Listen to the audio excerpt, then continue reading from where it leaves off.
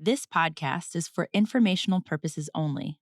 Views expressed are those of the individuals and not necessarily the views of Thoma Bravo or its affiliates. Thoma Bravo funds generally hold interests in the companies discussed. This podcast should not be construed as an offer to solicit the purchase of any interest in any Thoma Bravo fund. What's interesting is, Noel, I thought you have this reputation for being such a tireless worker, right? And that's your background, your heritage. You shouldn't be able to shoot 76 on a Wednesday afternoon, but I'm going to give you the benefit of the doubt and just say maybe you grew up playing a lot of golf, but you never invite me out anymore, Holden. Because I don't like losing. That's why. When we got started together, Noel, I realized, or Thoma Bravo, we've had a lot of companies that compete in medium to size markets with a finite expansion opportunity. And we don't have that many companies that are as dynamic as Conga. Thank you, Holden. I use the analogy with my wife. This will be a soccer analogy for any Americans, but the opportunity to work with Thoma Bravo for me was like getting promoted from the championship to the premiership. Welcome to Thoma Bravo's Behind the Deal. I'm Thoma Bravo founder and managing partner Orlando Bravo, and today you'll hear the story behind our acquisition of Conga from CEO Noel Goggin and Thoma Bravo managing partner Holden Spaht. Since we acquired Conga in 2020, it has been transformed from a business that focused on digital document transformation to a true end-to-end solution for digital transformation at enterprise-level organizations. For me, the Conga deal is all about leadership. It is, if not the best case study for Thoma Bravo on leadership, it's one of the best case studies on how much leadership matters. The investment in this whole industry for us started with the acquisition of Aptus. And that whole market that Conga operates in, and the former company Aptus, is a highly evolving, very dynamic, high growth, and competitive market. Throughout the course of that investment, we merged and reinvested a lot of money to merge Aptus and Conga and created now the surviving corporation. And over the years, the company did okay. And by our standards, it was producing mixed operational results until we partnered with Noel. The transformation that he made to the company is something that is unique.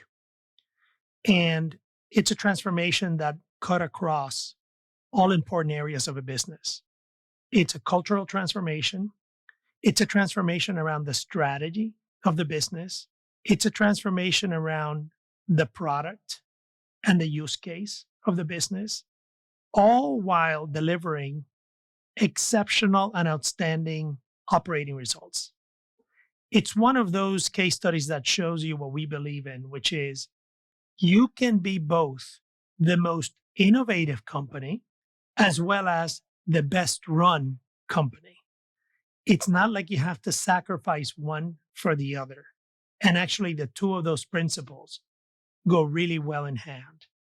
And Noel is a perfect example of combining strategic leadership with a growth mindset and operating discipline.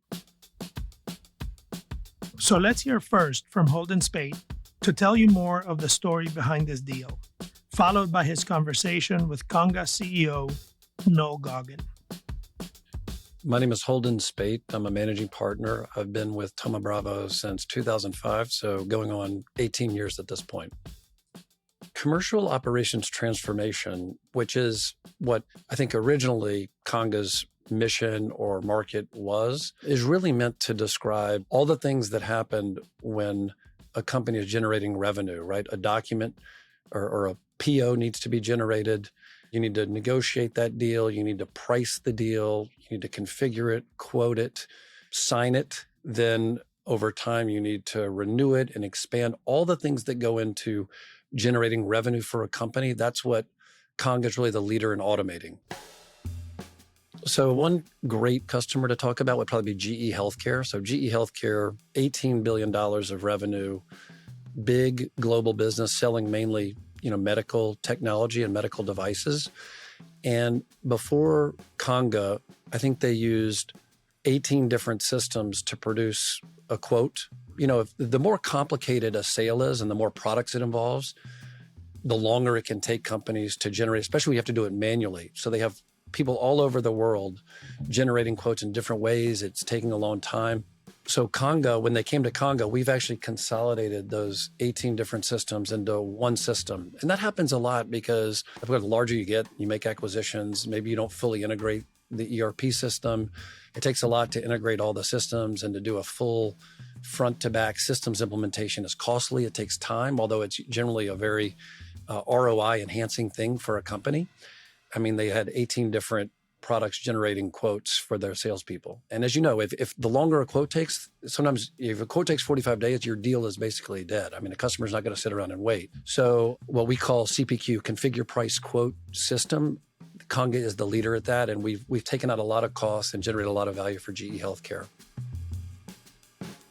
So one of the things that really attracted us when we put together two different companies in the middle of 2020, Aptus, which was the leader in enterprise CPQ, what I just described for GE Healthcare, and Conga, which is really the leader in, I would say, document generation, document management, proposal generation for small and medium-sized companies, was we need to see the companies on the front end as they're growing and getting larger, because a lot of times at Aptus, we were only seeing them after these companies are already huge and Salesforce has been in there, and we're sort of at a structural disadvantage. And so we said Conga's is very tied in with Salesforce. They have I think at the time at least, it was the number one app on the Salesforce Exchange was their Composer product, which had 9,000 customers. And for small and medium-sized companies that are they don't need a really complicated, there's not a lot of configuration when you're selling products, but they still need to generate sales contracts and have signed contracts, but it needs to be quick, easy, quick time to value. That's what Conga did best, and their Composer product specifically. And so when we bought it, they had 9,000 customers, including some of our own portfolio companies, especially in the technology verticals. And now with all these customers, as they get bigger and they need more complicated configuration tools and they need more contract repository management, more redlining, as the contracts get more complicated, as they grow, we can sell them more things and we can kind of grow with that customer. But that's really what Conga did for us. Putting two companies together that are not insignificant companies, they're both pretty sizable, and especially emerging two different cultures. And it wasn't like, a lot of times where we made add-ons, it's kind of big company buying small company. This was more of a merger. And so in a merger, the people issues are very prevalent. I mean, they are in any software company because it's 70% people in terms of your asset value. But when you're putting two companies together, and Conga had a very distinct culture and a great one, but it was difficult. It was difficult.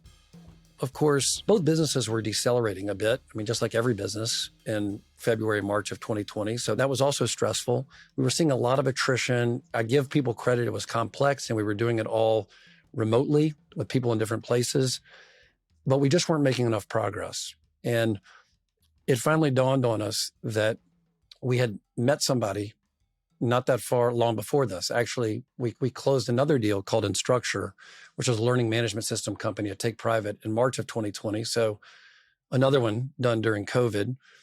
And after that, we opened up a CEO search, and our original choice for that job was Steve Daly, who'd worked with us before. He lives in Salt Lake. He's about a mile from the company. He knew some of the people. He was the obvious choice. And we offered Steve the job. He wasn't sure. He was kind of trying to retire. And so we put him on the board. He didn't take the job. We went all the way down the line in a search, and we were about to hire Noel Goggin, who had come from a lot of different retail software operations, really complex kind of environments. And we went all the way down. We were really impressed by Noel, and we were about to hire him. And then Steve suddenly sort of raised his hand. He'd been on the board, said, wait a minute. I really, this looks really good. I think I want to do this. And we're like, man, what are we going to do? But he was the obvious choice. And so we kind of said, okay, we'll do that. But we kind of told ourselves, if there's another opportunity that comes along, we should really look at Noel. And 5 months later, we had something that, to be honest, was more complex than Instructure. And we said, we have to convince this guy. Let's see what we can do. We didn't do a search. We just talked to him. And we're so fortunate, and even more so now in hindsight, so fortunate that he was our choice. My name is Noel Goggin. I'm CEO and culture leader here at Conga. I joined Conga in October 2020. First of all, he's a great guy. Okay, he comes from Ireland. Grew up on an Irish farm. I was in a dairy farm. The days would start at about 6:30 and it would end about 6:30 in the evening, and including Christmas Day. So part of my work ethic comes from my farming background, I believe. So he's got this kind of humble demeanor, but it belies an absolute animal inside. I was a product of the Irish education system, so did electronic engineering. I think I was always had a big curiosity for the big picture, and that probably served me very well. So I got to travel all over Europe, working with some of the biggest companies in the world. Got to go to Asia Pacific in the early 90s, also working with some of the biggest telcos in the world and equipment manufacturers in the world.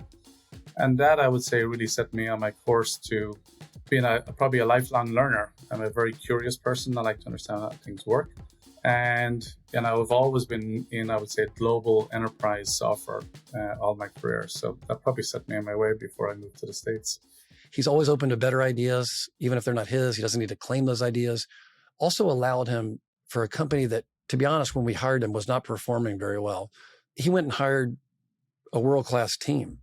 And I was kind of surprised that he was able to bring all these people in, but he wasn't insecure about it. People like working with him and for him. He works long hours. He works very hard.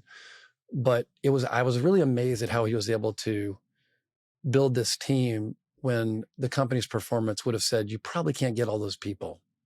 And they were people that weren't exactly like him. I guess I've been a long time student of cultures, organization design, organizational health. I've been a long time student and practitioner of the principles Jim Collins describes in his book, Good to Great. Jim talks a lot about disciplined people, disciplined thought, disciplined action. And I find that to be a very pragmatic, proven framework. And for me, building cultures is the hardest part of the job. Getting people aligned with real clarity, building cohesive teams, aligning the organization in its entirety around a singular focus. It just takes a lot of energy, it takes a lot of work. But when it's working well together, it can generate, frankly, really transformative results. And I think when you have clarity on that, then people can really realize the potential, both which is good for colleagues and is certainly good for customers. So I've been I would say, a long time practitioner, tried a lot of things, failed on a lot of things, succeeded on a bunch of things. So that's part of my playbook. He's just impressed me in every way. And it took him, 4 or 5 months to get a team together, put together a strategy that makes perfect sense. And it wasn't defensive. It wasn't like, oh, we need to be really careful around Salesforce, which, to be honest with you, we were tap dancing around Salesforce for 3 years. He came in and said, we have to respect them. They're a great competitor, but we also have to fight. I mean, we're in a fight and we're just not fighting. So when you're in a fight, you have to fight back. He's also turned the financial performance around. He's taken kind of flattish growth to double-digit growth while improving the profitability, while giving us a great strategy that's very clear on what we're trying to accomplish. He's brought in some of the best people I've ever worked with. So we couldn't be more pleased with Noel. Up next, my conversation with Noel Goggin, CEO of Conga. Thoma Bravo's Behind the Deal. We'll be right back.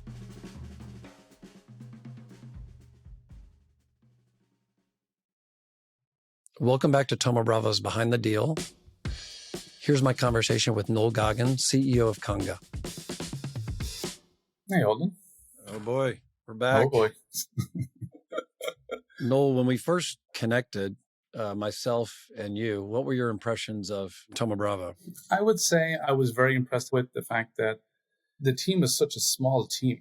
Such a tight, compact team for me was really impressive, because that for me is people can move quickly, people can make decisions quickly, people are not in analysis paralysis mode. And I just felt in the early conversation with you, Holden, getting to know you, I felt very comfortable that we could actually go on a really good working relationship together. It felt very natural. And I talked to a lot of other people at the same time, and it didn't feel as natural. So, yeah, when we got introduced to you, one of my first impressions was you asked a lot of questions. And I think that is fundamentally a great thing. I mean, the intellectual curiosity to really ask a lot of questions and to listen for the answers, not just to ask, but to listen. That was one of my first impressions. And then, as Noel said, the other thing that for me was immediately apparent was that he's a great person. And I think it starts there fundamentally. You want to work with great people. You know, the Irish farmer background, the fact that he'd been grinding in all these retail software companies, he was asking a lot of questions, he was listening well, he had a good sense of humor. He didn't take himself too seriously, but he was really interested in getting into the details. But fundamentally, I thought this would be a great guy to work with. Yeah, I think when I take a step back and look back in hindsight, there was more work to be done than obviously we thought, as is normal the case when somebody comes in. There's probably two focal points initially for me.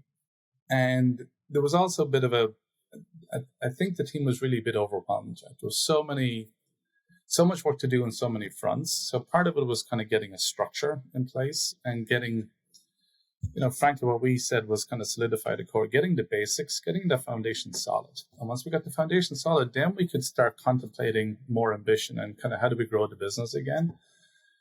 And then as you grow in the business, how do you start planting seeds to kind of really lead the market? And, for the core, to solidifying the core for me was really culture. Especially merging two large companies that were competed a little bit against each other, but were in different geographic locations. And I don't think we had really merged those cultures effectively or been transparent enough with the employee base about what the culture was. Exactly. At a time where people couldn't connect as human beings because of no travel due to COVID. So you had this kind of pretty complex merger that went on right at the start of COVID. And, it's hard doing that on any ordinary day, never mind about in the midst of where people can't spend time together. So getting the team anchored on that, and that's what led to the Conga way, getting a singular way of working as opposed to one team's way of working being better than the other team's way of working. So, and the second thing for me, probably in the first part of the job, was really getting our arms around customers. We had a lot of work to do with customers just to give them a reason to have confidence in the future, give them a reason to renew on products that weren't, maybe we could have done better quality-wise, performance-wise, and kind of re-anchor the customers. And once we kind of get colleagues re-anchored and customers re-anchored, then we could start going on, how do we take the company on a business that went from, a collection of point solutions to a platform, from point products to solutions themselves? So for me, it very much started with culture, customers, strategy clearly was needed. And strategy was also needed in context of our competition, which was a little bit complex. Really well-funded startup companies were raising a lot of capital at a time where growth at any cost was really hot in the market. We didn't have that privilege of growth at any cost. We had to be more scrappy, more disciplined, more rigorous on what we did. So just to kind of thread that needle and navigate that needle, now to a point where we have Conga 2.0 that, we're launching, which is, I think it's compelling, it's interesting, it's relevant. It's been a great journey. I think one of the things, Holden, you did, when I came to you initially, I said we needed to invest in customer success. And, we lowered our EBIT expectations so we could fund the level of investment we need to do to look after our customers better. And that has paid huge dividends in the business itself. I think, Thoma Bravo, over the years, we've developed we have so much pattern recognition and enterprise software. We have so many business metrics, but it's maybe taken me a lot of time or a lot of years to figure out that by far the most important thing that we do is put the right person in charge of our companies. And when you do that, a lot of good things start to happen. And then you can become more of a consultative partner to the CEO. And these things can get accomplished because it's really all about execution ultimately.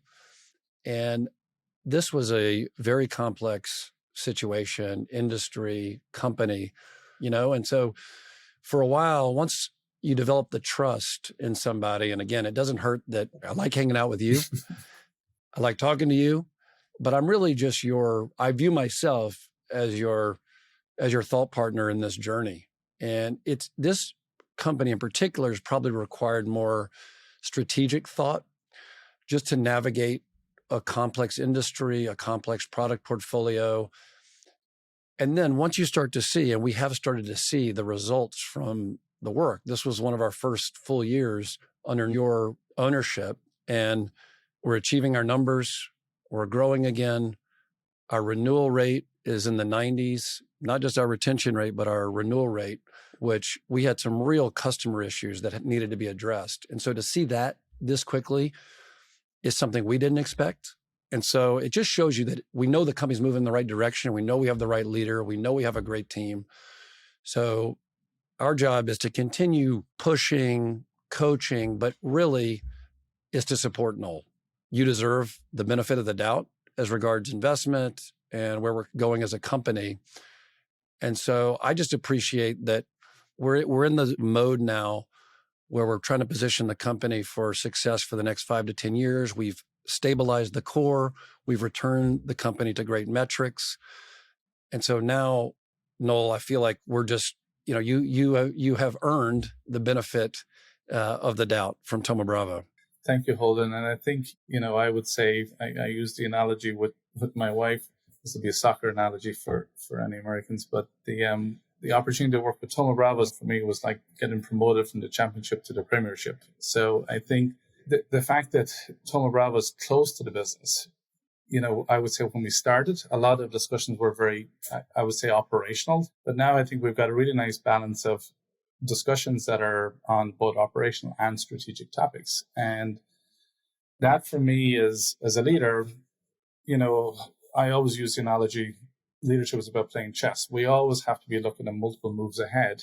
And the more moves ahead we can play in our head, then the less whiplash we'll create in our organization as we make kind of, little adjustments. So the ability to be able to be pragmatic, timely, efficient, just creates velocity in the business. And, one of the things I'm super grateful for is, for me, a lot of the reasons I came here was, can I play a bigger game? Can I learn from the best? Can we be bolder then together? And even our strategy and going to the Conga platform, which was, having the bigger, broader vision around taking control of our own platform and not being so dependent only on Force.com from Salesforce. I mean, that took a lot of, obviously, conviction from Thoma Bravo, and I very much appreciate the team's support on that. But that's going to, for us, open up the aperture for such a broad market for us. And I echo your sentiments of trust. I've just incredible trust in your judgment, your sense of fairness, a sense of kind of the logical things to do. And it just gives me confidence, frankly, and it gives the team confidence that we can move faster, and there's real buy-in. And I think at our firm, we believe, and all of our CEOs know this, but we believe in data-driven decision-making. That's a big, big thing. I've learned a ton from you, Noel, but you always, when you present something, it's always very, very, very thoughtful. It's very detailed. It's grounded in operations. And if you start from there, you can have a real debate about it and make the right business decision. And just like you are, we're always interested in building companies that sustain themselves and continue to grow. And we're growth-orientated investors at our core. We just want to make sure those decisions are grounded in data. Yeah. And with you, I've found that they always are. And the fact that you and the team are hitting numbers and have been a great partner to us, and the investments that you've had us endorse or convinced us to endorse have shown payback, gives you more opportunity. Yeah. So we appreciate the thoughtful approach that you've taken to presenting us with options. Thank you, Holden. And I think for me, 2023 is a very exciting year. There's kind of 3 core focuses for us now. First one is getting our platform launched, deployed, customers on it, our new pricing model. There's a lot of good things happening with that. Our customers are very excited about it. We're doing the platform. So that's number one. Number 2 is we're going to continue on the trajectory we have around our customer success, which gives us a tremendous predictability into our business, and also gives our customers a tremendous reason why to buy more products from Conga and Conga's broader ecosystem.